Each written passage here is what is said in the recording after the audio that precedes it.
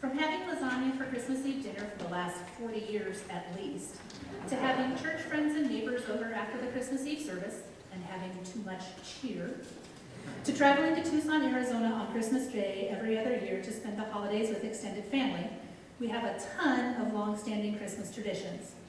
The one that I want to share with you today, though, is a fairly new one. But before I tell you about the tradition, I have to tell you a piece of information that will come in handy later on. The fact is that my Grandpa Tom McLaughlin really, really loved to paint, but he was colorblind, so he chose to do paint by numbers, so the colors were already chosen for him. And when we were cleaning out his apartment after he died, we found out that he was a very prolific painter. Okay, so back to the tradition.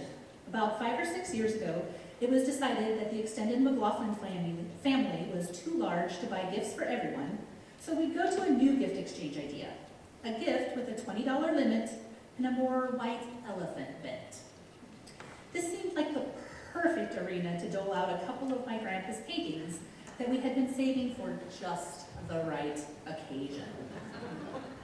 The day of the Christmas party came, and my mom, dad, and I anxiously watched as my cousin's boyfriend ended up with the special gift in the black garbage bag, tied with red and green ribbon.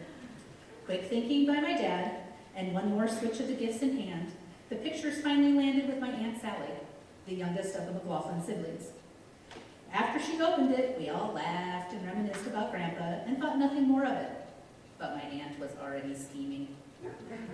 The next Christmas came and, you guessed it, paint by number played a huge part. But it wasn't the Tom McLaughlin original. It was the most glorious of all projects. Paint by number Jesus. My aunt had been scouring thrift stores and sales all year for the best project she could find, and she really outdid herself. Jesus has made an appearance at every Christmas gift exchange since then, disguised, lying in wait for the next unsuspecting McLaughlin to get stuck with him for the next year.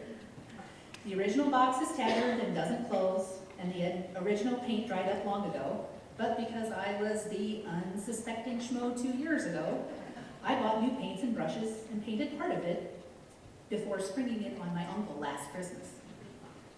I won't be at the party this year, but I know that I'll immediately get a text from my cousin with a picture of Jesus and his new caretaker for the next year. It's probably a bit of a sacrilege that we get so much enjoyment out of this, but besides bringing a lot of laughter and joy, it makes us all stop and remember Grandpa Tom during his and our favorite time of the year. Thank you for joining us this evening to kick off the holiday season with something that has hopefully become a tradition in your family. The members of the Webster City Community Chorus wishes you all a bright, happy, and safe Christmas and a blessed New Year.